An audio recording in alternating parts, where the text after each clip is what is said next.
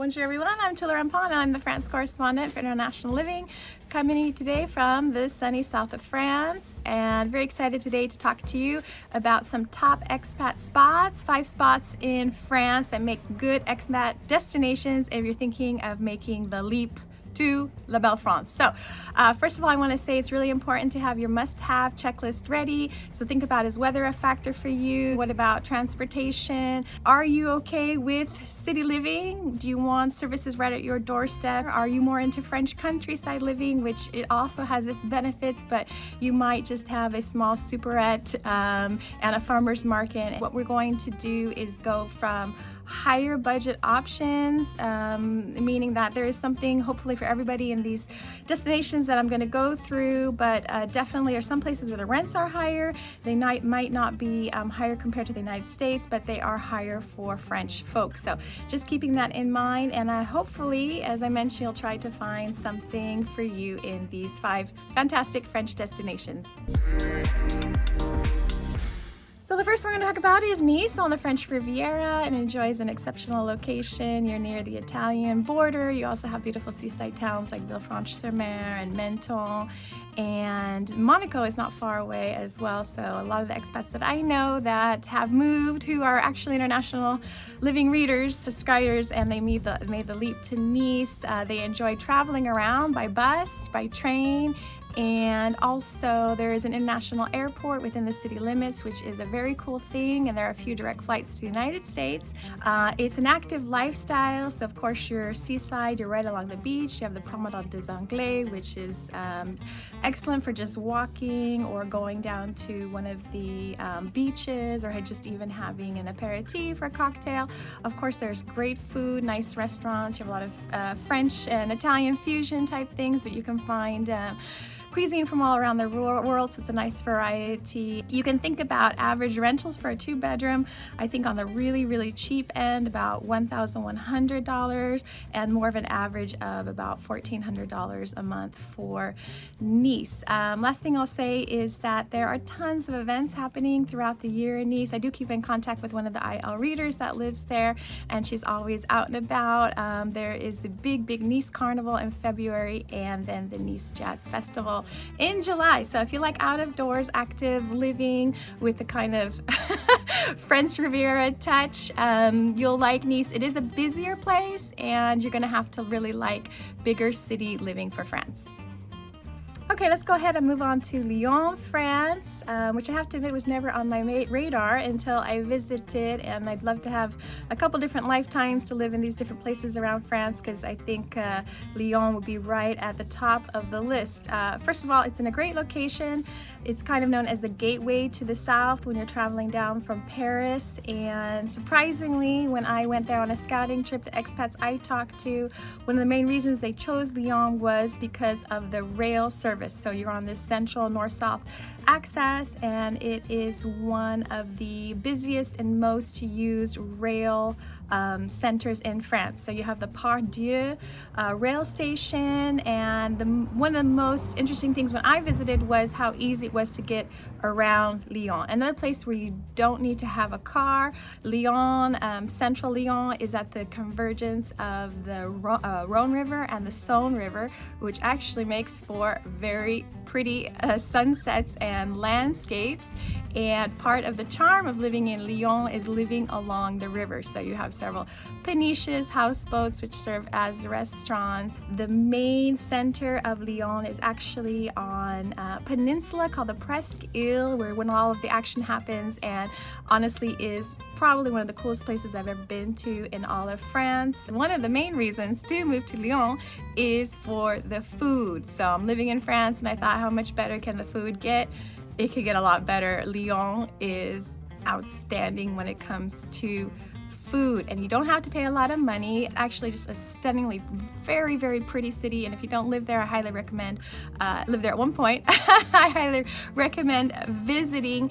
Again, this will be for rents on a higher budget end for France. The starting rental price, I would say, for a 2-bedroom will be $1,400.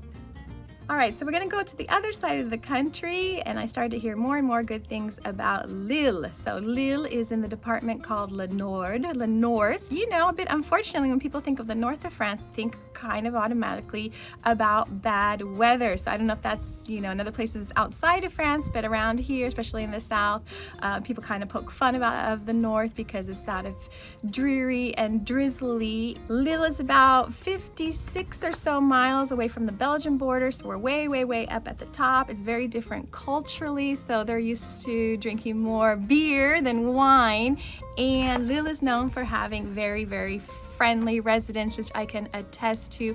People were incredibly friendly and welcoming. It was a breath of fresh air. So another thing to recommend Lille is that it's a nice location in a definitely different part of France, but you have access to a lot of interesting places. So it's about an hour north from Paris, and Lille in the Euro Lille neighborhood has the Euro rail, so you can get to London from Lille, which a lot of expats who are living there are doing, just going for a day trip. Very cool, in an hour and 20 minutes. Again, you're an hour from Paris, an hour and 20 minutes from London, and you're about an hour away driving to the seacoast. So very cool location. The historic center of Lille is gorgeous. You've got these brick and white stone facades, like very ornate. It's supposed to rival the Grand Palace in Brussels in terms of size, and it's quite majestic. You have an arts and cultural scene. You've got the music festivals. You can again walk the whole historic center, which is really nice. And they say Lille is a taille humaine, which means it's like a human-sized city.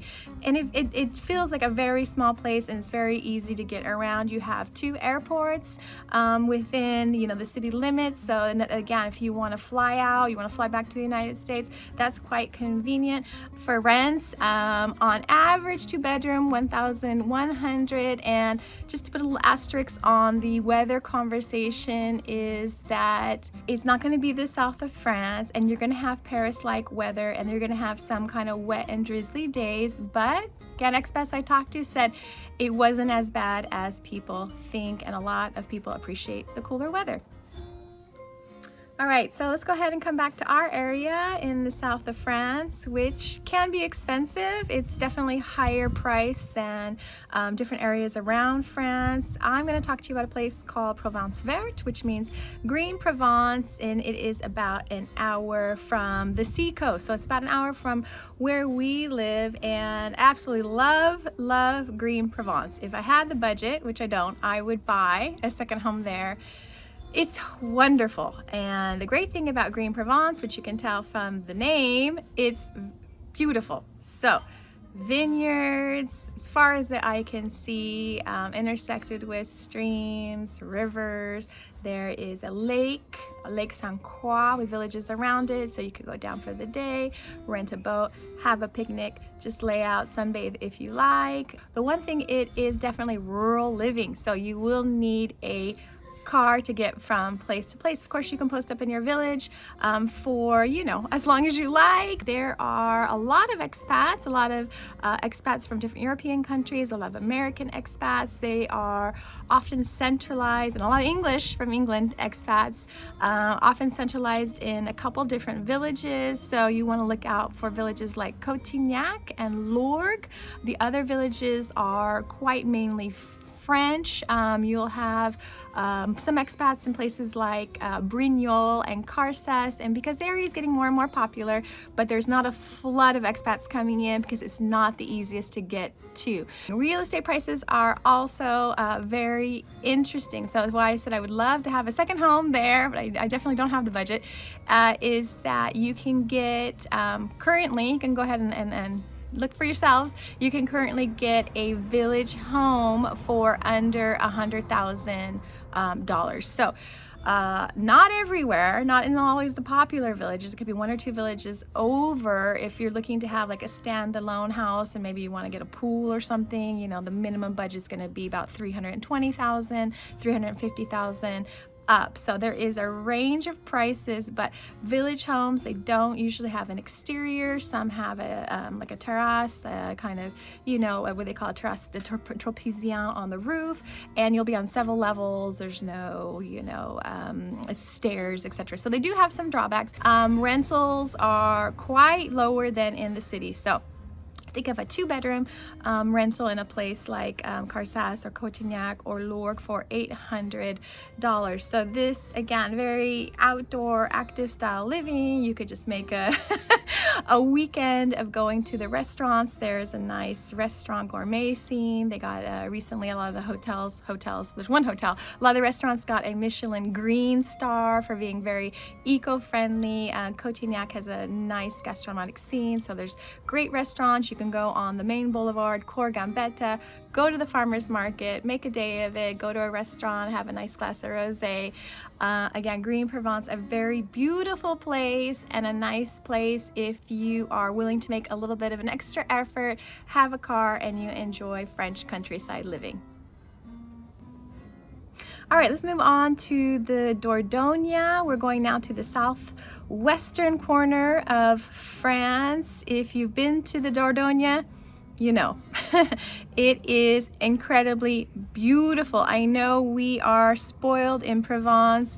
Lyon is gorgeous, Nice is pretty, Lille. Dordogne has something special about it. It is really classic France. So the department itself, which is a regional distinction, is known as the Dordogne, named after the Dordogne River. So it is a collection of towns and villages. It is quite rural, but this is where you see your big round haystacks in a field next to vineyards and stone homes. It is known as the land of 1,001 chateaux. So it's covered in castles and the views are spectacular.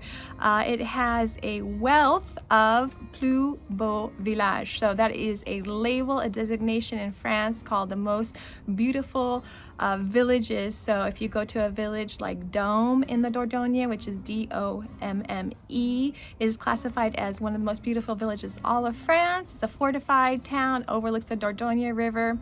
Just absolutely spectacular. So pretty. A place where you'll need a car. It's not that easy to get to, so people are either coming in from Bordeaux or Toulouse, but you will have to have a connecting flight. So one of the expats that I interviewed a number of years back, she said, we're hard to get to and we like it that way. So you got to really love the Dordogne because you will be making a bit of an extra effort to get there. The central hub for expats is called Sarlat-la-Canéda. And this is a renovated medieval town, also one of the most beautiful towns in all of France. Again, if you've been there, you know how pretty it is. It has a wonderful farmers market, so the expats that live in surrounding villages, they'll meet there often, maybe get a café au lait after the market or meet for lunch or dinner in the evening. So again, it's a collection of towns and villages where more and more Americans have settled. So you're gonna have a lot of expats. It does get very, very popular in the summer because that is a drawback. So you have people coming from all around Europe. It'll get hotter in the summer. It is, I wouldn't say exactly as hot as the south of France. You do have scattered thunderstorms. You will have a rainy, fall and into winter season. One of the other things to recommend about the Dordogne, perhaps one of the top things, is the real estate prices. So you can still get homes for $220,000 in the Dordogne, less if you want to renovate. I know that's not an option for everybody, but just to give you some budget ideas. Recently I saw a place, a village home that you can rent, an entire village home in Sarlat-la-Canéda for $800, about $900. So budget options as far as rentals and purchasing property are very interesting in the Dordogne. You have a larger expat community. Nice place to think about. I think that the only drawbacks would be a bit the location and a bit of heat and tourists in the summer. But if you're looking to integrate very easily, have a nice community, and go really budget friendly in France, really consider the Dordogne. So I hope you enjoy this look at these 5 fantastic places for expats in France. Again, important to get your must-have list ready and think about doing a scouting trip. I do apologize if your favorite place in France wasn't mentioned. The list is long. So another favorite of mine, for example, is Aix-en-Provence. Absolutely love this place. Of course, you have Paris. Going further south, Montpellier, pop on over to Bordeaux, the Brittany coast. Absolutely love Alsace and Strasbourg. So the list is long. Get your scouting ideas ready, and I hope to see you here in La Belle France. Je vous souhaite une très bonne journée. Have a wonderful day, and thank you for tuning into this video.